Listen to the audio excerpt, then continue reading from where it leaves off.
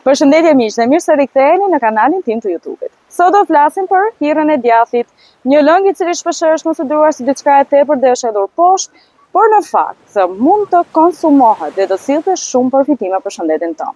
Në rast se keni dëshirë të zbuloni ato, ju ftoj që të ndiqni videon deri në fund. Hira e djathit ka në përmbajtje disa proteina të cilat janë lehtësisht të tretshme, por që ndërkohë do ndihmonin në formimin e masës muskulore.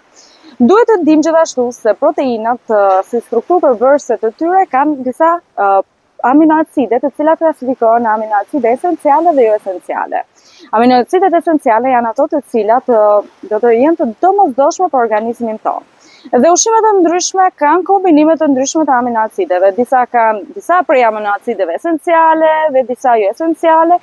Hira ka në përmbajtje të saj të gjithë aminoacidet esenciale, që do thotë është një përfitim I madh për shëndetin tonë për arsye se do të marrin praktikisht ato proteina të domosdoshme për trupin tonë. Rekomandohet në fakt për të gjithë ato persona të cilët mund të kenë humbur masë muskulore për arsye nga më të ndryshme, duke përmendur gjithashtu edhe dietat e papërshtatshme ose fundjavare dhe për shkak të moshës. Pra të moshuarve do të sillte përfitime për shëndetin.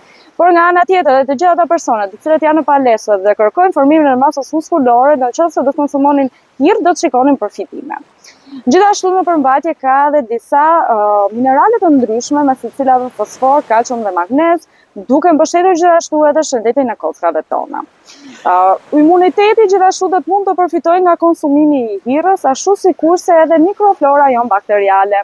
E kemi përmendur në çdo video tashmë për arsye se po e kuptojmë gjithnjë më shumë rëndësinë që ka mikroflora bakteriale dhe bëhet fjalë për bakteri të shëndetshme të zorrës tonë.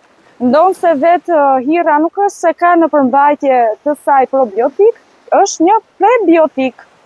Çfarë do thotë prebiotik? Prebiotik janë të gjitha ato ushqime të cilat do të favorizojnë riprodhimin apo shtimin e këtyre baktereve të shëndetshme. Pra do të rritet sasia e tyre në organizmin tonë.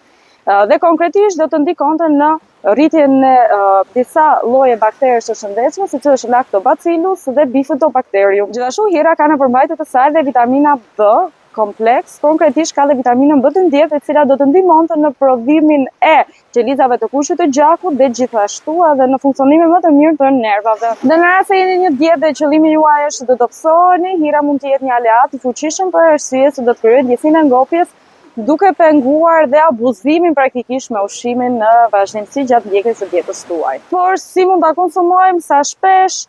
Në fakt mund të konsumohet në mëngjes ose mund të konsumohet midis vakteve, direkt ose për shembull mund të bëhet pjesë e një smoothie që përgatisni, diku te 150 deri në 250 ml në ditë dhe një vakt vetëm patjetër dhe mund të konsumohet për shembull 2 deri në 4 herë në javë. Mund të preferohet gjithashtu nga ata të cilët janë në palestër pas stërvitje si një pije freskuese dhe rigjeneruese.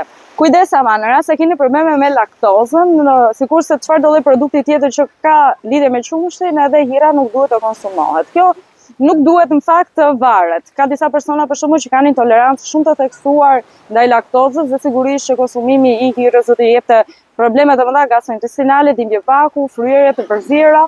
Por ka dhe personat të cilët mund të kenë intoleranca të lehta dhe në rast se ju përgjithsisht toleroni sasi të kufizuara të qumshit edhe sasi të kufizuara të hirrës do të ishin plotësisht të tolerueshme.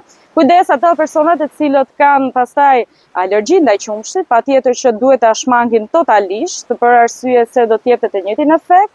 Kujdes gjithashtu në rast se keni përgjithsisht probleme me tretjen, shqetësime të ndryshme gastrointestinale apo probleme si sindroma e zorrës së irritueshme, do kontrolloni pra në rast se mund të jap shqetësime, si dhe të kontrolloni dozën. Ju do të jeni praktikisht ata që e njihni veten tuaj më mirë dhe do të rregulloni pastaj edhe sasinë që do të konsumoni. Dhe kjo ishte videoja për sot, një video shkurtër informuese që shpresoj t'ju ketë pëlqyer dhe në rast se është kështu bëjini një like, ndajini me miqtë tuaj dhe mos u largoni nga kanali pa bërë subscribe apo pa abonuar në mënyrë që të mos humbisni përditësimet e mia. Bashkë do shihemi në videon e radhës dhe deri atëherë ju uroj të gjithë shëndet.